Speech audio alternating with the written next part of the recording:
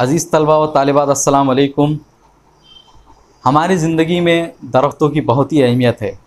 दरख्त हमारे दोस्त है, वो हमारे माहौल और हमारे इन्वायरमेंट के लिए बहुत ही ज़्यादा ज़रूरी है। उनके ज़रिए हमें अपने खाने पीने का सामान मिलता है, उन्हीं के ज़रिए हमें फल मिलते हैं, उन्हीं के ज़रिए हमें गल्ला मिलता है, उन्हीं से हमें फूल हासिल होते हैं। हमारे घर में फ़र्नीचर होता है और हर फर्नीचर के अंदर लकड़ी का इस्तेमाल होता है। उस लकड़ी को भी हम दरख्तों से ही हासिल करते हैं। लिहाजा दरख्तों की हमारी ज़िंदगी में एक बहुत ही ज़्यादा इम्पोर्टेंस और अहमियत है। और इसी बात को पोएट हैरी बेन ने tree are the kindest things I know poem में बताया। यह पोएम हमारी दरसी किताब में शामिल है और सफ़ा नंबर 13 पर मौजूद है। तो आइए देखते हैं कि इस पोएम में पोएट क्या कह रहा है। हम पहले रीडिंग शुरू करेंगे, रीडिंग के बाद एक एक लाइन का तर्जुमा और तशरीह करेंगे। Tree are the kindest things I know. They do not harm, they simply grow and spread a shade for sleepy cows and gather birds among their boughs. They gave us fruit in leaves above and wood to make our houses of, and leaves to burn on Halloween, and in the spring new buds of green. They are the first when days begun to touch the beams of morning sun. They are the last to hold the light when evening changes into night. And when a moon floats on the sky, they hum a drowsy lullaby of sleepy children long ago. Tree are the kindest things I know. Harry Ben. इस नज़म में आए हुए जितने अल्फाज के मानी हैं वो अभी आपके स्क्रीन पर आ जाएंगे। आप कुछ देर के लिए अपने वीडियो को रोक दें और उसके बाद उन तमाम अल्फाज के मानी अपने नोटबुक में नोट कर लें। Tree are the kindest things I no.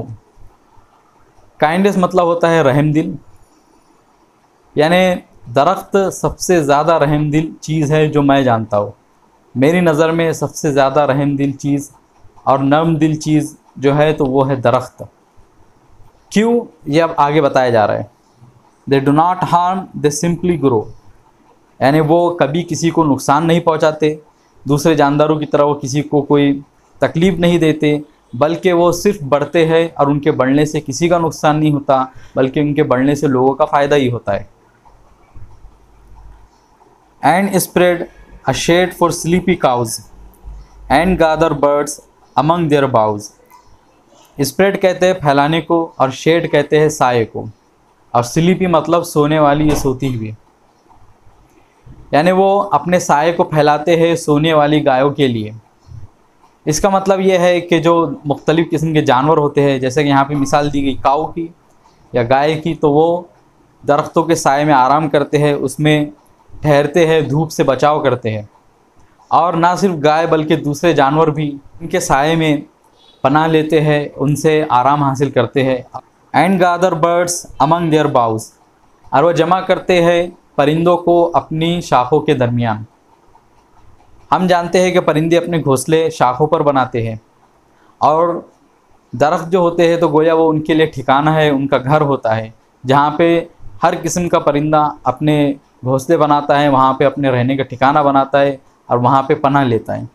तो परिंदों के लिए भी दरख्त की बहुत ही ज़्यादा अहमियत है। उनकी ज़िंदगी दरख्तों के सहारे चलती है, उसी पर अपने ठिकाने बनाते हैं, उसी में अपने घोंसले बनाते हैं। They give us fruit in leaves above and wood to make our houses of. यहाँ पे कहा जा रहा है कि वो हमें लकड़ियाँ फराहम करते हैं और हमें फल फराहम करते हैं, यानी दरख्तों से ही हमें लकड़ियाँ हासिल होती है। जो लकड़ियाँ हमारे घरों में होती है उन्हें हम दरख्तों से ही हासिल करते हैं, और जो भी फल फ्रूट हम खाते हैं तो वो भी हमें दरख्तों से ही हासिल होते हैं। यहाँ पे कहा गया है कि घर बनाने के लिए लकड़ियाँ इस्तेमाल देते हैं।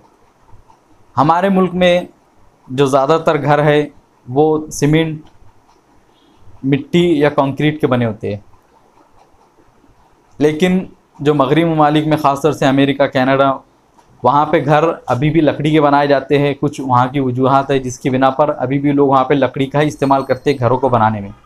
लिहाजा यही बात को शायर यहाँ पे बता रहा है, पोएट यहाँ पे कह रहा है कि हमें घर बनाने के लिए लकड़ियाँ भी देते हैं और हमें फ्रूट भी देते हैं, और ना सिर्फ फ्रूट बल्कि हमें अनाज, गल्ला और सब्जियाँ भी दरख्तों से ही और पेड़ पौधों से ही हासिल होते हैं। And leaves to burn on Halloween and in the spring new birds of green.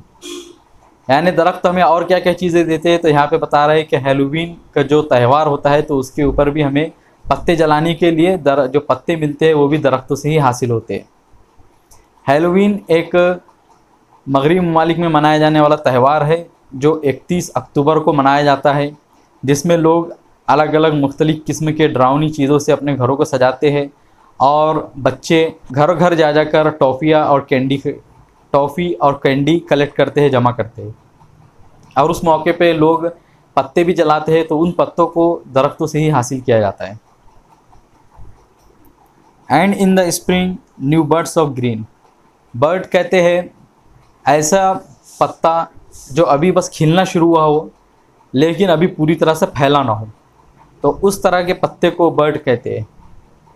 और स्प्रिंग मतलब मौसम बहार, यानी जब मौसम बहार शुरू होता है तो उस वक्त दरख्तों पे नए पत्ते आने शुरू होते हैं और वो बहुत ही देखने में खूबसूरत होते हैं। और इस खूबसूरत नज़ारे को भी जो हमें फराहम करता है वो ट्री होते हैं, दरख्त ही होते हैं, क्योंकि जो पत्ते हैं वो उन्हीं पर उगते हैं। They are the first when days began to touch the beams of morning sun. यानी वो दरख्त ही होते हैं जो सबसे पहले सुबह की पहली किरण को पकड़ते हैं। पकड़ने का मतलब यह है कि जब सुबह सुबह सूरज निकलता है तो दरख्तों पे पड़ता है, दरख्त तो उनको पकड़ ले, गोया कि पकड़ लेते हैं, अपने अंदर जज्ब कर लेते हैं। बीम कहते हैं शुआओं को, रेज को। They are the last to hold the light when evening changes into night. और जब रात होने लगती है, शाम ढलने लगती है, तो सबसे आखिर में दरख्त ही होते हैं जो सूरज की रोशनी को छोड़ते हैं, यानी उसको टच करती है। सबसे आखिरी में जो सूरज की किरणें हैं, रोशनी है, वो दरख्तों पर ही पड़ती है। तो गोया सबसे पहले सूरज की रोशनी दरख्तों पर पड़ती है और उसके बाद सबसे आखिरी में भी दरख्तों पर ही पड़ती है। And when a moon floats on the sky they hum a drowsy ललाबाई। यहाँ पे शायर एक मिसाल के ज़रिए हमको बता रहा है कि गोया आसमान एक बड़ा सा समंदर है और उसमें चांद किसी कश्ती की तरह बहता चला जा रहा है। यानी जब रात हो जाती है और समंदर की तरह रात तारीक हो जाती है और उसमें चांद किसी कश्ती की तरह तैरता है, तो उस वक्त ये दरख्त ही होते हैं जो अपनी ठंडी ठंडी हवाओं से लोगों को गोया की लोरी गाकर सुलाते रहते हैं। हम कहते हैं गुनगुनाना, मुंह बंद कर कर आवाज़ें निकालना, और ललाबाई कहते हैं लोरी को। यानी जब रात का वक्त होता है, जब लोग गर्मी और थकान से चूर होते हैं, तो उस वक्त वो दरख्त ही होते हैं जो लोगों को ठंडी हवा फराहम करते हैं और लोग आराम से चैन की नींद सो सकते हैं। Of sleepy children long ago trees are the kindest things I know. Of sleepy children long ago, इस जुमले से मुझको दो तरह की मीनिंग समझ में आ रही है।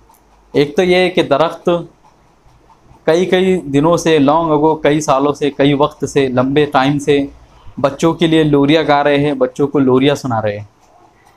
या फिर ये कि दूसरा मतलब मुझको ये समझ में आ रहा है कि कई दिनों से, कई सालों से बच्चों को ये मालूम है, या मैं जब बच्चा था जब से मुझको ये मालूम है, tree are the kindest things I know, कि दरख्त ही वो रहमदिल और नरम दिल चीज़ है जो मुझे मालूम है। ये नज़म हैरी बैन ने लिखी है। मुझे उम्मीद है कि आपको ये आसान और मुख्तसर सी नज़म समझ में आ गई होंगी।